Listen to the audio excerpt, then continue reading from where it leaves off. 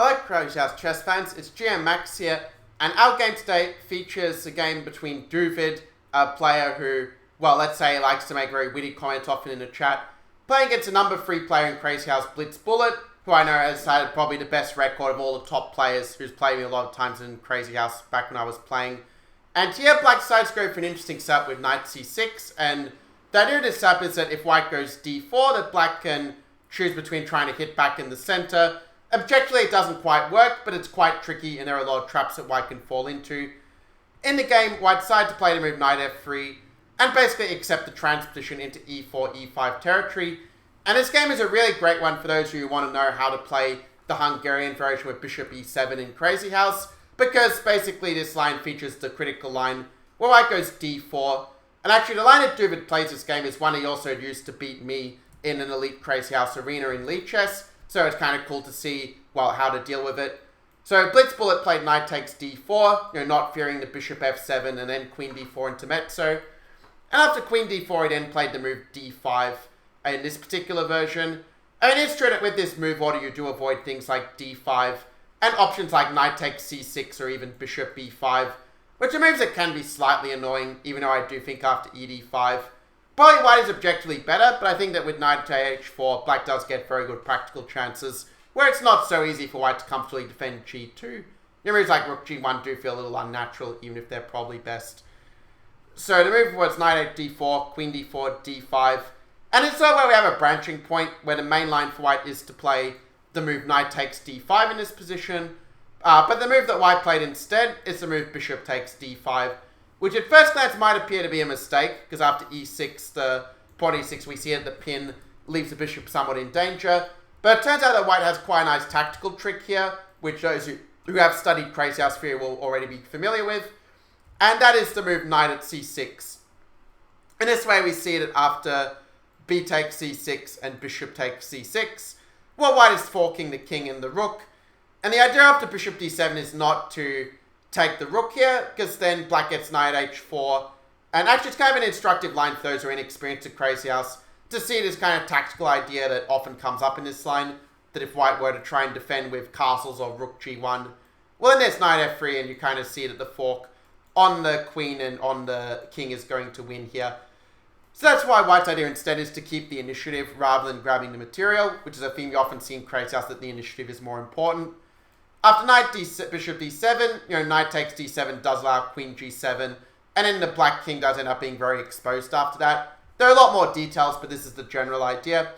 So instead, black played the more common queen takes d7, and white in turn played bishop at a4, provoking this move c6 to weaken the black position a bit. And then after queen d7, we see a theme that actually comes up quite a bit in Crazyhouse, and that's the power of a pawn to be dropped on the board. Because when you're able to drop a pawn on the 7th rank like this, it means that pawn is only 1 square away from queening. So that's really quite a big deal. I mean, keep in mind also if that pawn does become a queen, if the opponent were to take that queen later, they would only get a pawn in the hand, not a queen. So that means that really having a promoted queen is particularly potent and particularly powerful in Crazyhouse. In the game, black played the move rook to d8, wanting to try and keep this rook alive. But white played pawn at c7, and, well, he is going to get this rook. Now, the normal move in this position would be to play something like castles, and actually that's the move that I normally played when I reached these positions. In fact, I remember that blitzbullet played it against me in a game, in fact. But I remember I got a pretty good game by playing takes. And then after, I can't remember whether he played bishop takes d8 or rook takes d8. Yeah, he played a move rook takes d8. Maybe bishop takes d8 might be a bit more sound for some very subtle reasons. Because after rook d8, I was able to put a pawn on h6 and kind of cause some problems in this way. Though probably objectively, pawn h6 is probably a mistake. And probably it's better to play pawn at c7 and just take the rook and, just go for the attack on the weak back rank. Which is kind of why bishop d8 would be better. And, okay, now pawn h6 makes a lot more sense. And, okay, position is very sharp, but I do think that with a move like putting either take on g7 or putting a rook on g4 and just piling up on the weak g7 pawn, white's attack does prove to be faster here. And even though black has a lot of pieces in hand, he somehow doesn't really find the time to put them on the board. So I think that technically white should be close to winning here with correct play, but it is still messy, as is usual in these very sharp lines. Like the d5 lines in general, often the complications are too much for a human to figure out, especially in short time control. Anyway, the move knight d4 is kind of an interesting attempt. I like bishop at d4 is also a move that you might like to explore. I mean, black scores nearly 100%, and the idea of taking f2 and dropping a knight on g4 and queen f1, well, it's clear that white has to be quite precise in his defense, and probably queen g3 is going to be the way to keep control in such a position, and then c d8 and so forth. In any case, the game continued with knight at d4, kind of a new approach. White side to take with check to get the rook in hand, bishop d8. And at this point, I think this was actually a critical position where if you want to kind of test your skill at kind of playing with the material advantage, this might be a good position for you to try to think what you would play here as white. So in the game, white played a move queen at d1, which is still a reasonable move. I mean, you are attacking the knight, as it were. But also, when you're dropping the queen, you generally want to drop the queen very aggressively, because I find that it's a good principle for chess as well, like normal chess, as well as Crazyhouse. The queen is generally a much more effective attacker than is a defender, because when it's defending, like if your queen gets attacked, let's say, by some pawn, like you don't usually want to allow that queen to get taken by a pawn, right? Whereas if you had, let's say, a pawn in the attack, well, if the pawn gets traded for another pawn, then obviously you're not really as worried about that as if it were a queen. So I think the key move here is to play queen at d6. I think that's incredibly unpleasant, where white's idea is they can even play moves like dropping a pawn at e7, buying time for a rook at c8, and we also see like there's a threat to the knight. So there's a lot of threats in this position, and if black were to try and move like queen at e5 to try to cover them all, well, white has a nice trick where you can play even b8 equals queen, make black take, but make him take the queen so that he only gets a pawn, not a queen. And then after queen e5, black sort of ends up a little bit out of his powder kind of goes dry. Black doesn't have knight f3 and he does manage to take back the queen. But in the arising position, white has sort of managed to safeguard his king more or less, where black doesn't have that much in hand. And since it's white to move, he can go knight to d6. And we kind of see ideas like king e7 and bishop g5. White's just bringing more and more pieces in the attack with tempo. And if king d7, even a move like bishop e3 or even pawn at e2, it's just going to make sure you're not worried about any queen to f3 kind of forks in the future. I mean, the position is still very sharp, but I think that with ideas like bishop at f4, and maybe even putting a major piece on d2 to set up some discovered checks, it should be technically winning for white, but of course I've seen blitzbullet win lots and lots of positions much worse than this in his games. He's like probably the world's best player, I would say, in losing positions. In any case, the game went queen at d1, black put the bishop at b6. It's kind of an interesting decision. Like, he wants to keep the bishop at d8 to cover the back rank. Though I think he could also have played a queen at b4 move, or which also was possible. But I guess he wanted to save the queen for a more attacking use. Maybe queen e5 might have been more logical in some ways to try also cover this square. But anyway, the game saw the move bishop at b6. And now white played pawn at e3, which one thing to keep in mind is that you generally want to try to keep your pieces in hand, like in reserve, to try to use them as efficiently as possible. So while there's technically nothing wrong with pawn at e3, I think that a move like bishop e3, well, it's one way to kind of still attack the knight and still keep the pawn in hand. And for that matter, even a move like, let's say, pawn at c7 or pawn at h6 is also quite tempting here. The idea of pawn at c7 is you're kind of deflecting the bishop, or either the bishop moves here and you take the knight, or they take this way and you kind of go rook at c8 and you get this very valuable tempo that's kind of more valuable than the pawn, actually. Because if bishop d8, you can even do tricks like rook takes d8. And then if king takes d8, there's all sorts of like engine-like tactics. Like, for example, bishop at e5, where either you kind of take their knights, or you can, basically, if knight e5, you can go pawn at b8 equals queen, and then kind of use the fork to kind of get the material. Again, it's true, these are engine lines, and we can't also expect that someone will find all the engine tricks in a game, but it kind of shows the range of what is possible in Crazyhouse, but it's something that maybe hasn't been explored so much in the past. In any case, the move pawn e3, to be fair, it is a pretty good move as well to consolidate. And black also played a very good practical try in knight h4. It's not a very important point in Crazyhouse, but also in chess in general, that often it's best not just assume, okay, I have to move the knight. Often the counter-attack is going to be the best way to attack. And in the game, white actually didn't find the best way to defend.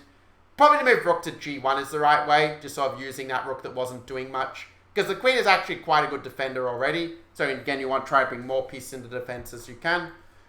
But instead, he played a move queen g4, which is still okay, but I think not as effective. Where after the move queen at g6, we kind of see that if white now plays queen g6 as it happened in the game, well, you kind of have the same position, but where the inclusion of hg6 greatly helps black, because now the black rook is active, and also the pawn is kind of doing a decent job of defending the king if black were to castle later. In fact, it's a position where probably white can actually be very brave and actually take that knight, which definitely looks very risky after knight g2, but it turns out after king d1, your king is actually very safe in the center, because black doesn't really have a great drop. I mean, putting a pawn f3 doesn't really threaten anything, and white's going to put an eye on d6 and give some sort of mate from there. But if you play queen at f3, well, white can even just play like queen at e2, for example.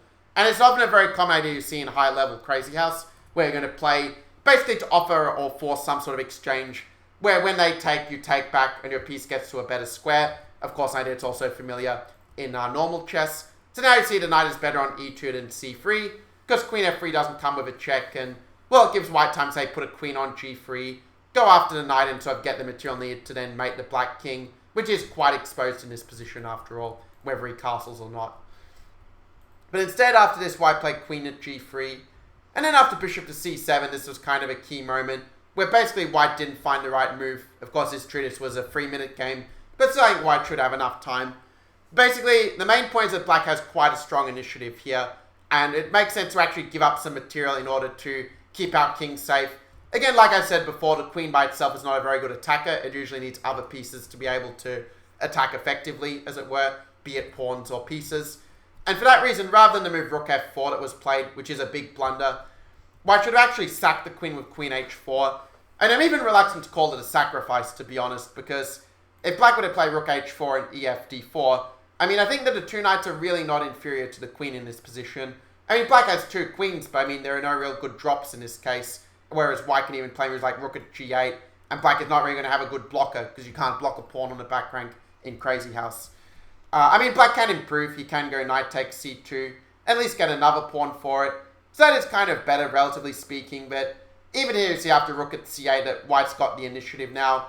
Black's not really getting the time to drop the queens on the board, and if we just keep playing dynamically, you know, even a move like knight at a6 and just playing to take the bishop is one way just to play for material. You know, black definitely has some tricks, so he can try to drop things on the light squares, but white's got the king pretty well covered, so I think he should be technically winning, because the king's safety is more important than black having two queens here.